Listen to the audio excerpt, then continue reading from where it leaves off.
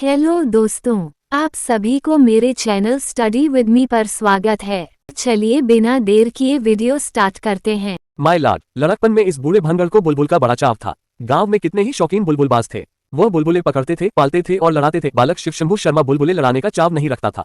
केवल एक बुलबुल को हाथ पर बिठाकर ही प्रसन्न होना चाहता था। पर ब्राह्मण कुमार को बुलबुल कैसे मिले?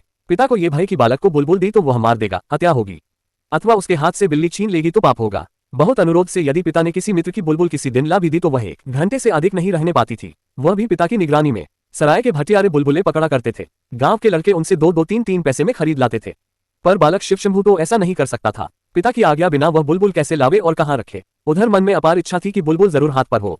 इसी से जंगल में उड़ती बुलबुल को देखकर जी फड़क उठता था।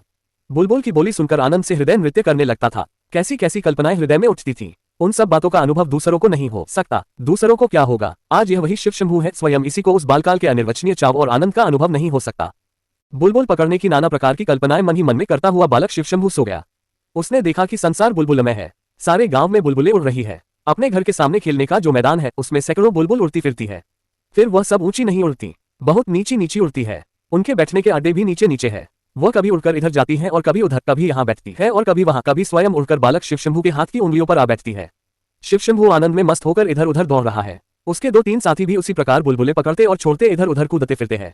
आज शिवशंभू की मनोवांछा पूर्ण हुई। आज उसे बुलबुलों की कमी नहीं है। आज उसके खेलने का मैदान बुलबुलिस्तान बन रहा है। आज शिवशंभू बुलबुलों का राजा ही नहीं, महाराजा है। आनंद का सिलसिला यही नहीं टूट गया। शिवशंभू ने देखा कि सामने एक सुंदर बाग है। वहीं से सब बुलबुलें उड़कर आती हैं। बालक कूदता हुआ दौड़कर उसमें पहुंचा। देखा, सोने के पेड़ पत्ते और सोने ही के नाना रंग के फूल हैं।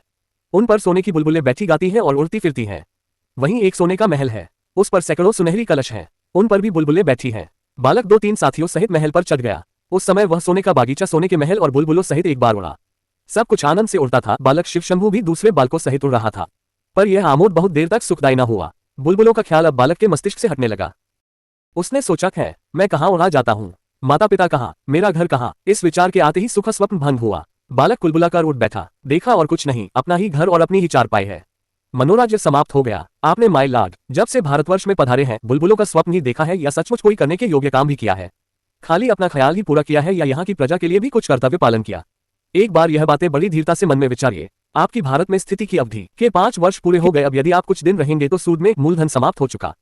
हिसाब कीजिए, नुमाइशी कामों के सिवा काम की बात आप कौन सी कर चले हैं और भड़काबाजी के सिवा ड्यूटी और कर्तव्य की ओर आपका इस देश में आकर कब ध्यान रहा है?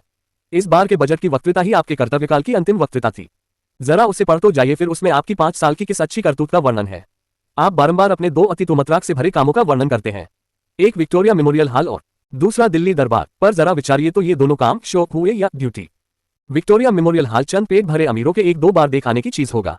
उससे दरिद्रों का कुछ दुख घट जाएगा या भारतीय प्रजा की कुछ दशा उन्नत हो जाएगी, ऐसा तो आप भी न समझते होंगे। अब दरबार की बात सुनिए कि क्या था। आपके ख्याल से वह बहुत बड़ी चीज था, पर भारतवासियों की दृष्टि में वह बुलबुलों के स्वप्न से बढ़कर कुछ न था।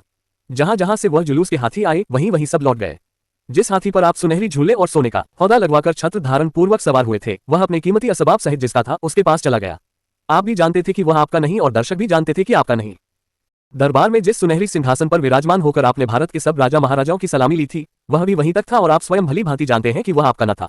वह भी जहां से आया था वहीं चला गया। ये सब चीजें खाली नुमाइशी थी। भारतवर्ष में वह पहले ही से मौजूद थी। क्या इन सबसे आपका कुछ गुण प्रकट हुआ? लोग विक्रम को याद करते हैं या उसके सिंहासन को, अकबर को या उसके तख्त को? शाहजहां की इज्जत उसके गुणों से थी या तख्तेताज से? आप जैसे बुद्धिमान पुरुष के लिए ये सब बातें विचारने की हैं। चीज वह बनना चाहिए जिसका कुछ देर कयाम हो। माता पिता की याद आते ही बालक शिवशंभू का सुख स्वप्न भंग हो गया। दरबार समाप्त होते ही वह दरबार भवन, वह एम्फी थिएटर तोड़कर रख देने की वस्तु हो गया।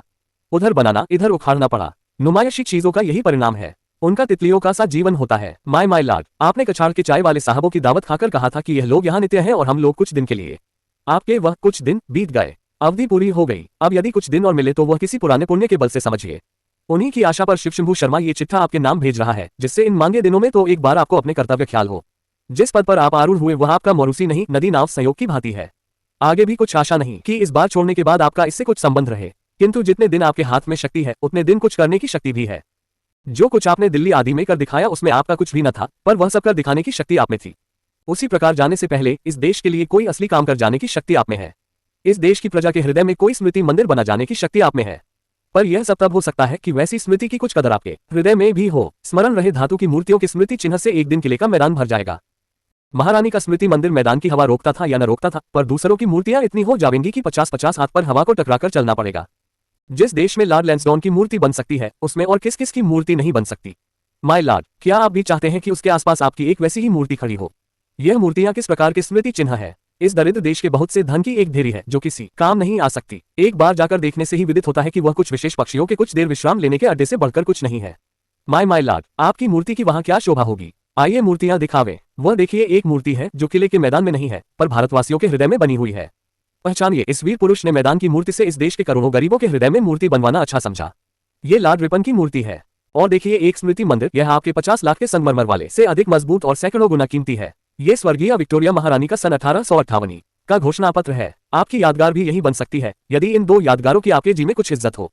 मतलब समाप्त हो गया, जो लिखना था वह लिखा गया। अब खुलासा बात यह है कि एक बार शो और ड्यूटी का मुकाबला कीजिए।